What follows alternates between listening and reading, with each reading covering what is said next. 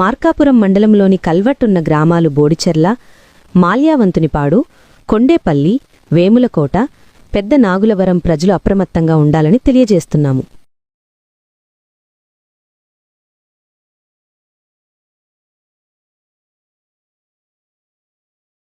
భగవంతుడా, ఈ కురుస్తున్న వర్షాలకి మా పంటలన్నీ నాశనమయ్యాయి.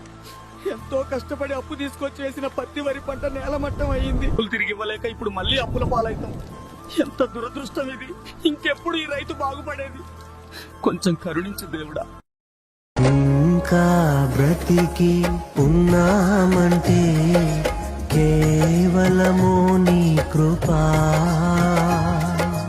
ఇంకా సేవలో ఉన్నామంటే కేవలము నీ కృపా.